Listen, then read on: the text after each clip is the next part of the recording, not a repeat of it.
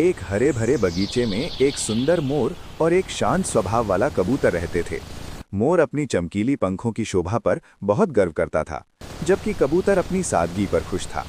एक दिन मोर ने कबूतर से कहा, काश मैं तेरी तरह उड़ पाता। कबूतर मुस्कुराया और बोला, और काश मेरे पास तेरे जैसे खूबसूरत पंख होते।